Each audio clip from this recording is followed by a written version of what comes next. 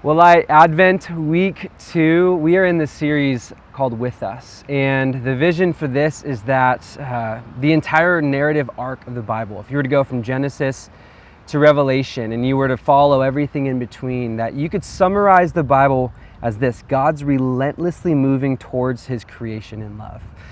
And that's what we want to capture. That's what Advent's all about, is God's relentless pursuit of his people. It seems like God is actually less interested in getting us into his presence and more interested in getting his presence into us. Is this what we kind of see as Jesus comes and he inaugurates his kingdom and he gives us his spirit? His desire was to fill us with his presence, and we'll see that a little bit more. But today we're going to be talking about how God is with us as a stranger. Now, this is my thesis, kind of the idea as I've been studying for this, that it kind of seems like this is what's happening. Jesus came as a stranger, and he lived his life for and with the estranged.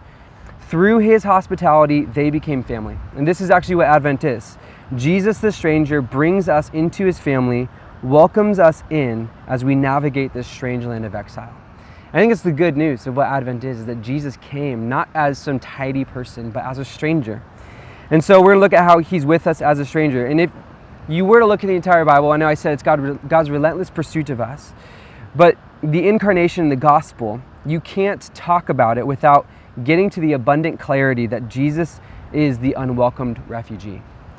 He's the stranger, he is the outcast, which is good news for us who are estranged and outcast in this world. So the three kind of main points for today is going to be God, the divine stranger, receiving divine hospitality, and then practicing divine hospitality. Our teaching text can be Luke 2, 6-7, and it says this: while they were there, the time came for the baby to be born. This is Mary and Joseph and Jesus.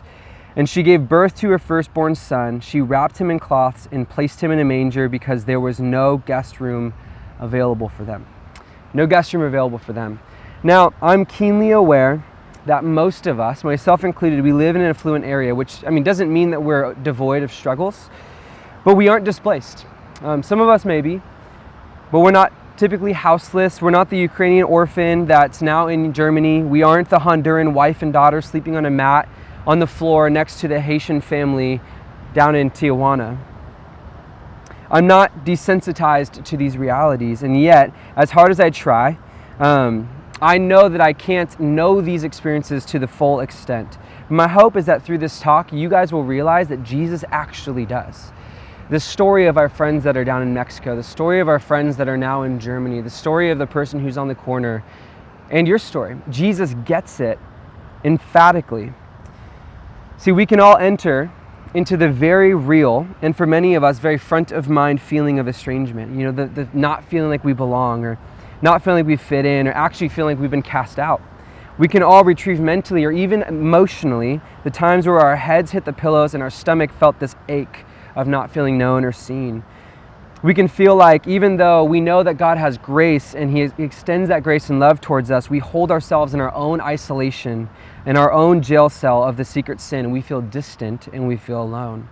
Many of us feel the division of broken relationships, and that reels in our minds randomly as we're driving in our car, or it keeps us up at night because we know we're like, oh man, if only they knew. See, there's this reality that even though we may not be in the refugee camp, we may not be on the corner in the streets, we all understand this deep ache and this deep feeling of isolation and estrangement. And this is the good news of Jesus. See, to the actual refugee and to the one who internally just carries the weight of strangeness and separation, Jesus the stranger is with us. He is the divine stranger. So that's the first point. He is the divine stranger. And we want to look at how he came from heaven to earth is the first thing. And so we talked about last week how Jesus, or God created everything, and he created this cosmic temple. When he created all things, he created it for the sake of his presence dwelling. He created all things for his presence. But then we see in Genesis 2, 21-22, it says, so the Lord God caused the man to fall into a deep sleep, and while he was sleeping, he took one of the man's ribs and closed up the place with flesh. Then the Lord God made a woman from that rib he had taken out of the man, and he had brought her to the man. Now, the word rib is actually a bit deceiving. The word is selah in Hebrew, which is an architecture term, which actually means side. It can be used for extra story, for the side of the building, for wainscot, or a supporting beam. But the idea was that his side was taken out. But what's fascinating, kind of with this cosmic temple imagery, is that this word Selah in Hebrew is used 41 other times throughout the Old Testament, and almost every single one of the times it's used in context of the tabernacle. What this means in Genesis 2 is that from the beginning, Adam and Eve's bodies were called temples. We were the tabernacle of God. We see that theme picked up later on in the story, but temples and tabernacles were to house the presence of God, and so were our bodies. So we were created from the beginning for intimacy and for God's witness. This was the divine design, is that we would have God with us. But then Genesis 3, we know it's the cosmic fall. So these little tabernacles, Adam and Eve, right, they were cast out of the garden, out of God's presence, and so starts the cycle of God's relentless pursuit of his creation, because we are estranged. The narrative isn't just about how we became strangers, separated from God's presence, because if you read the entire Old Testament, it's actually about God becoming a sojourner and exile and stranger with his people.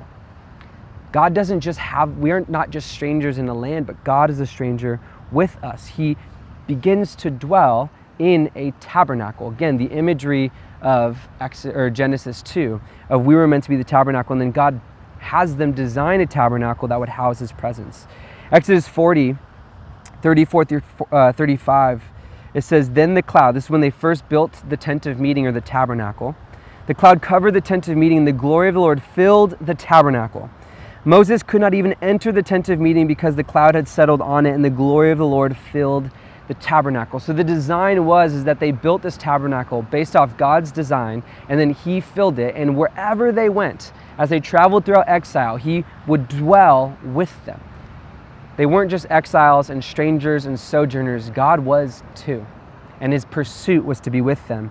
1 Kings 8, 10 through 11. This is when the tabernacle then got a permanent location, so to speak, kind of, but it was still a place where God was like living, that wasn't with us or in us.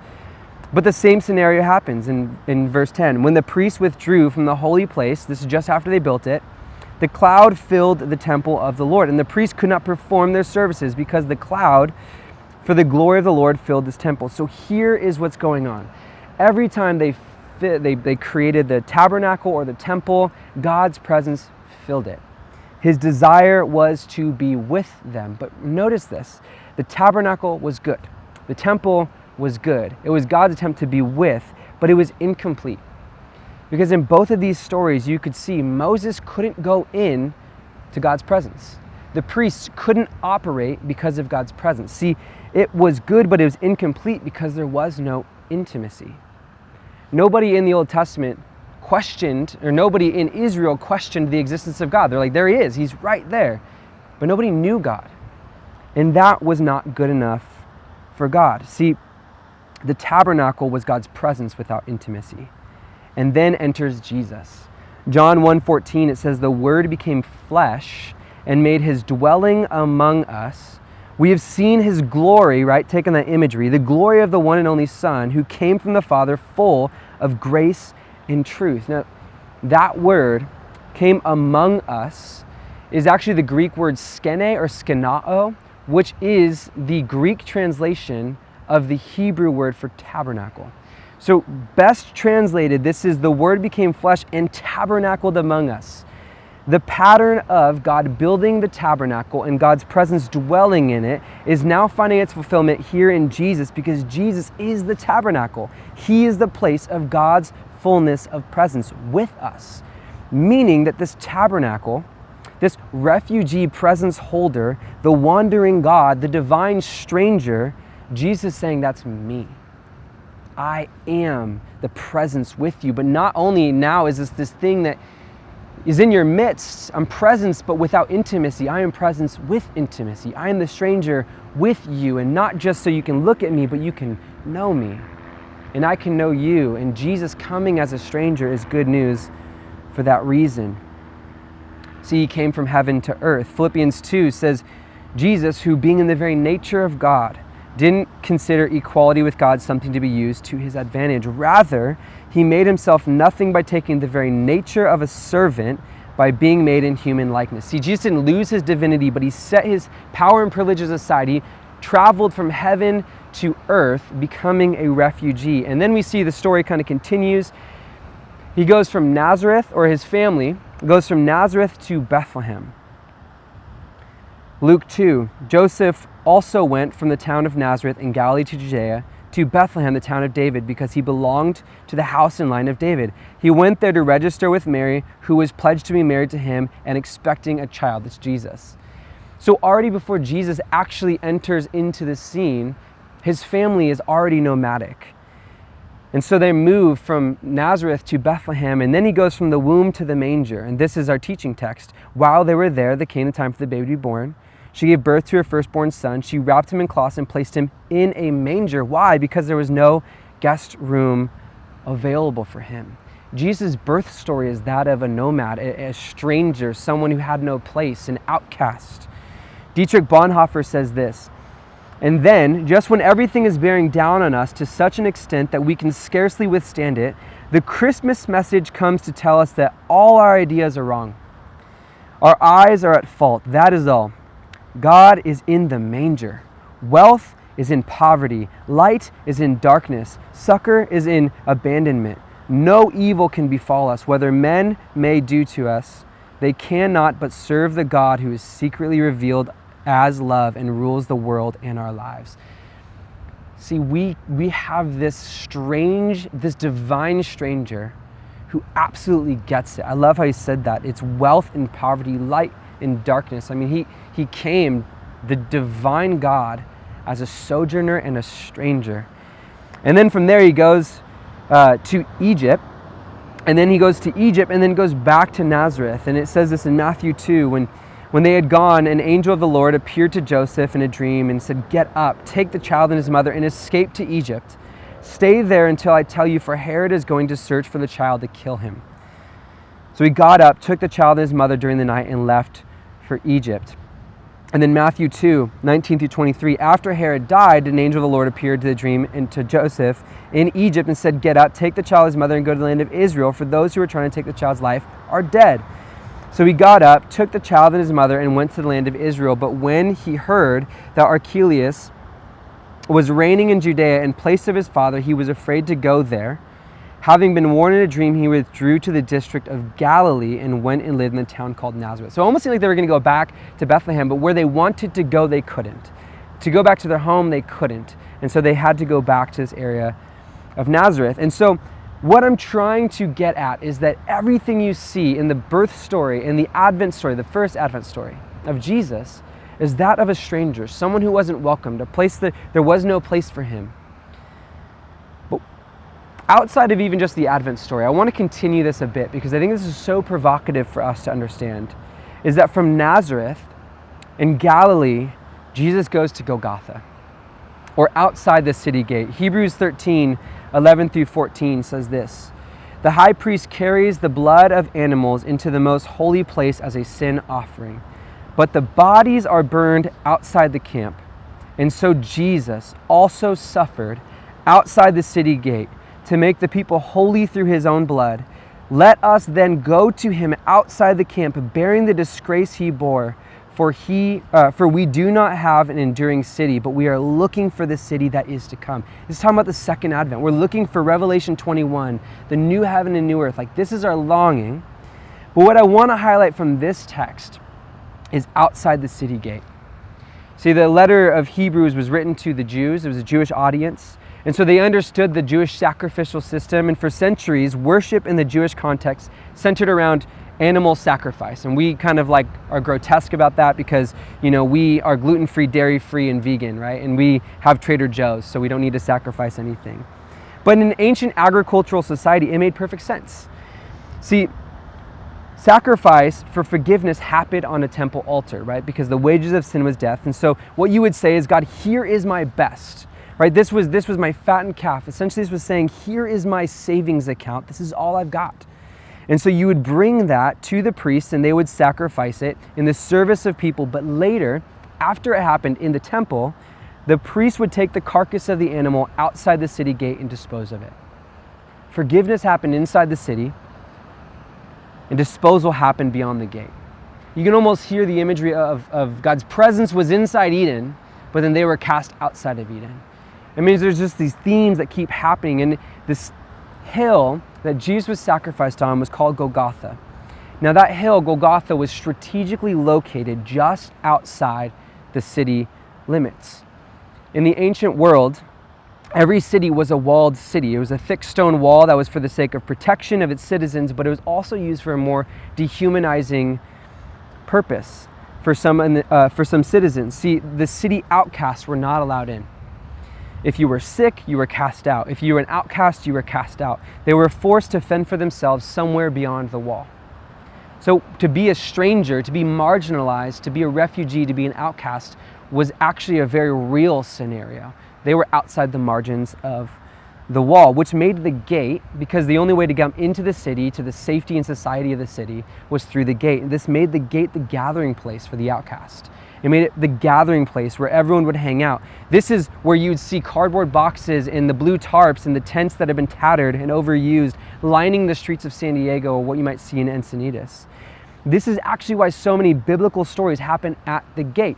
Jesus, as he's entering into a new city, will see the blind man and the beggar, and he'll stop and give them dignity because he is a stranger himself. He sees the estranged, he sees the outcast, he stoops down and heals and gives compassion and dignity. See, this is the gospel. The gospel is that when Jesus carried his cross outside the city gate to be crucified for the forgiveness of all, he made the margins, not the temple, the central place that his presence dwells. He was the tabernacle that was outside of Eden. He was the nomad who was wandering in exile. He made his forgiveness available to those on the outside. In this one act, Jesus invited strangers to become family.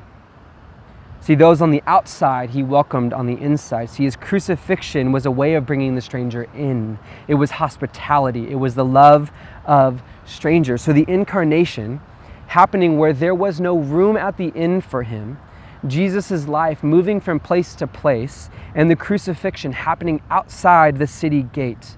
In these acts, the divine stranger identified with the estranged. And so by doing that, he made the stranger family. We are now embraced by his divine hospitality. We are in his family. And so this is good news that we're not alone as we navigate this world as strangers. John 1, 9 through 12 then talks about the true light that gives light to everyone coming into the world. He was in the world, and though the world was made through him, the world didn't recognize him. He came to that which was his own, but to his own they did not receive him. Yet to all who did receive him, to those who believed in his name, he gave the right to become children of God. The world didn't recognize him. He was a stranger. And yet for those who receive him, we are welcomed by his divine hospitality. And so the second point is we need to respond. And the response to this divine stranger who didn't just in theory recognize our strangeness, but actually navigated strangeness as the tabernacle with us. We need to learn how to receive divine hospitality from him. Now, we don't know much about the early stages of Jesus' life. Maybe there was like one story when he was 12.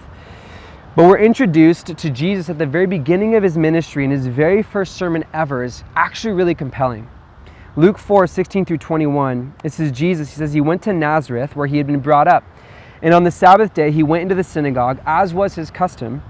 He stood up to read. The scroll of the prophet Isaiah was handed to him. Unrolling it, he found the place where it's written. And he says this, the Spirit of the Lord is on me. Again, just the tabernacle imagery. The Spirit of the Lord is on me. I'm the tabernacle. Because he has anointed me to proclaim good news to the poor. He sent me to proclaim freedom for the prisoner and recovery of sight for the blind, to set the oppressed free, to proclaim the year of the Lord's favor. Now that the year of the Lord's favor is riffing on this idea that back in Leviticus talks about the sabbatical year or the year of Jubilee, which was 7 times 7. So every 7 years there was a year of release, but after 7 kind of cycles of that, there was another year added on top. So the 50th year was a year of Jubilee, and this was a year where if you were indebted, your debts would be released. If you were enslaved, you would be released. If you had land, you'd let your land sit, and anybody could come, the widow, the orphan, anybody could come and pick from that land. It was a time of like full economic reset, full freedom from everybody. It was like this incredible year. Scholars believe that it was so incredible that they actually never participated in it because it would have changed history. But this is what Jesus is saying. This is the year that I'm coming to bring. I'm bringing this kind of reality. Patrick Schreiner says Luke 4:18 through 19, usually translated to proclaim the year of the Lord's favor, is to read the year of the Lord's welcome. Outsiders became insiders in Jesus' ministry as he spreads the welcome of the Lord to strangers and sinners. Jesus also spreads a banquet feast for people as he feeds them, a practice the early church continues as they break bread in their homes. See, the reality is that this was Jesus' mission.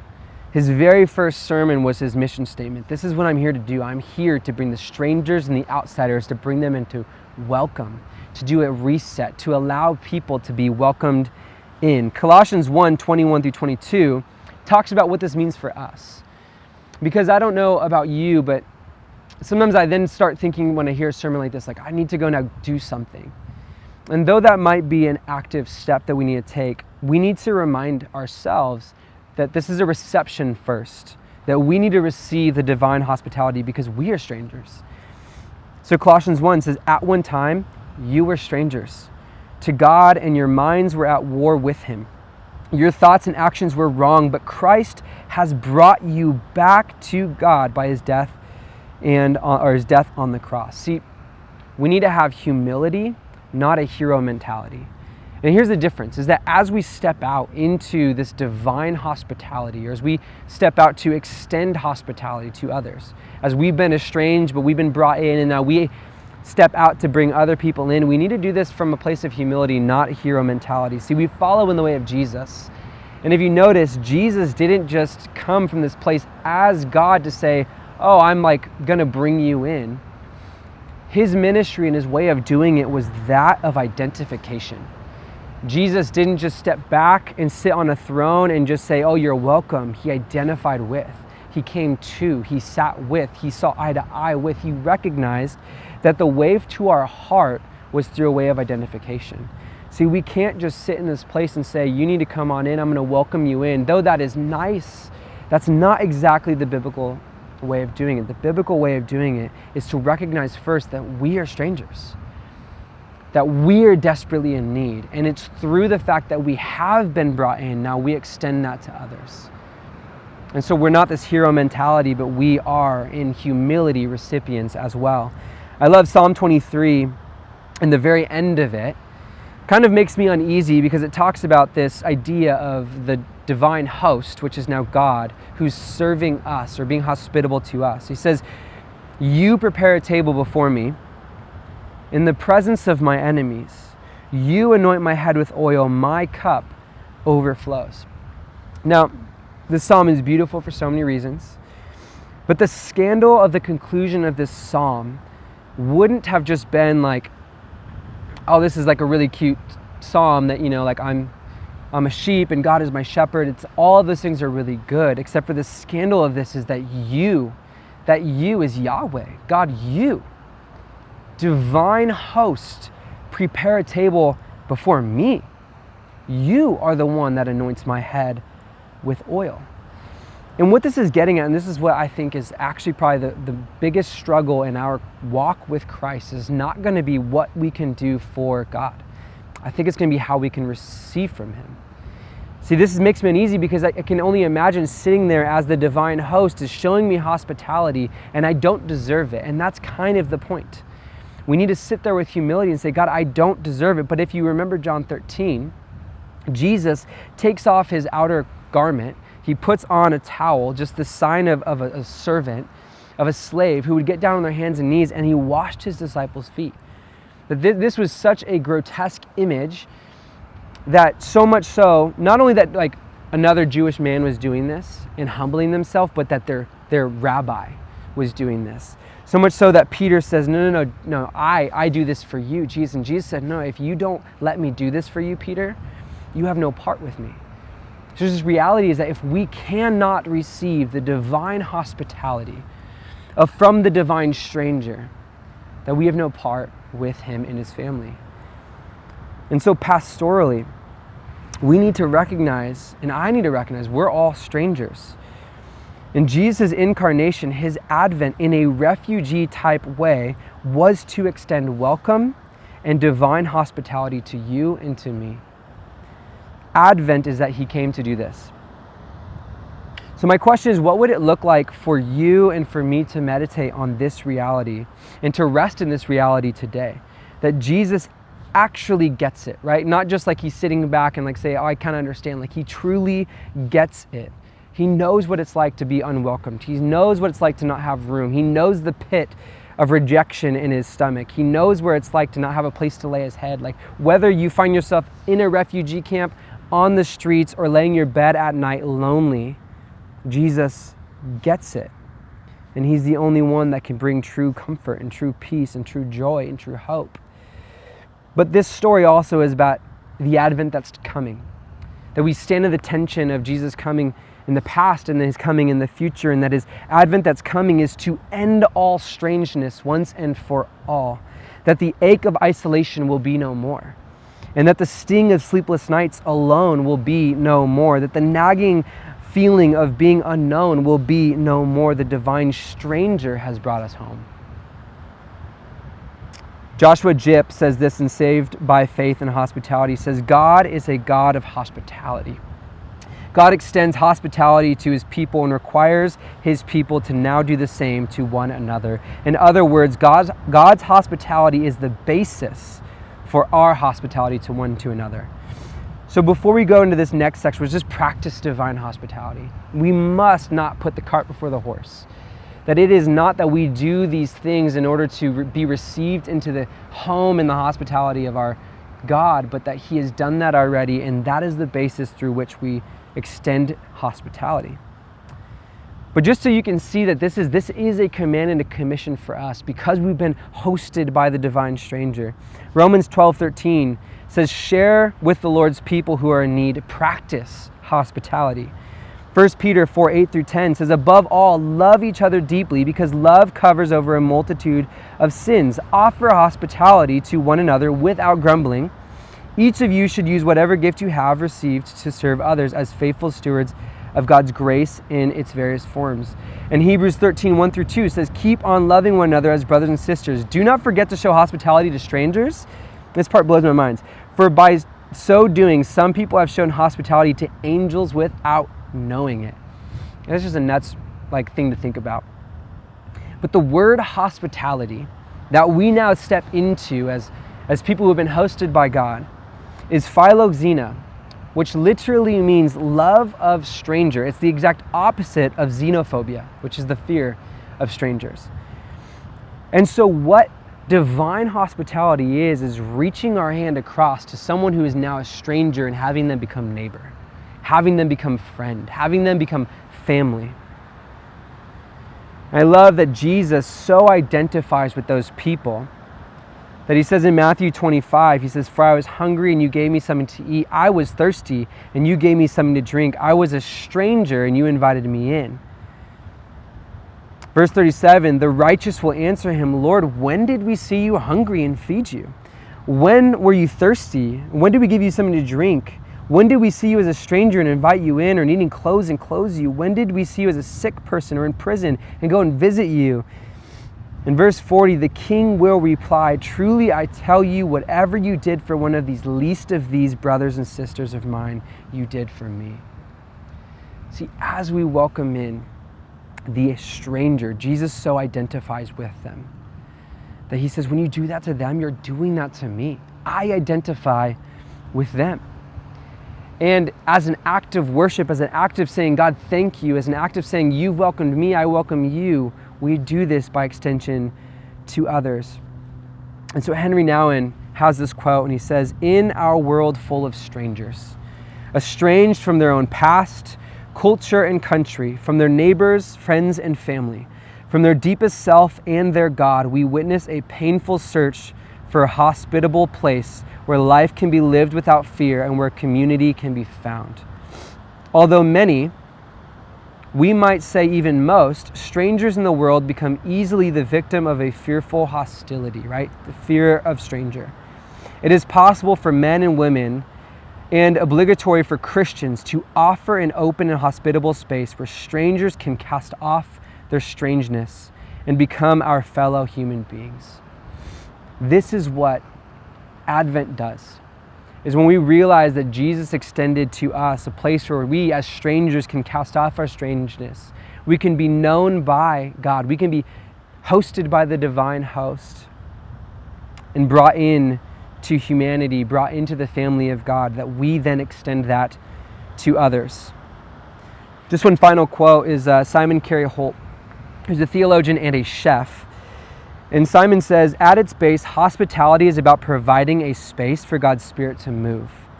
Setting a table, cooking a meal, washing the dishes is the ministry of facilitation, providing a context in which people feel loved and welcomed and where God's Spirit can be at work in their lives. Hospitality is a very ordinary business, but in its ordinariness is its real worth. Whatever it looks like, your own table is a sacred place.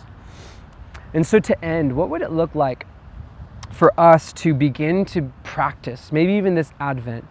One, that first step is receive the divine hospitality. What would it look like for you and for me to create space and margin in our day to reflect on the divine hospitality of Jesus? Maybe it's going through the narrative of the Bible and recognizing that this is a God who became a divine stranger, not just to walk around, but so that he could be with us, that he can resonate with us, he can be proximate to us, and not that we can get into his presence, but that he can get his presence into us. What would it look like to meditate on that this week?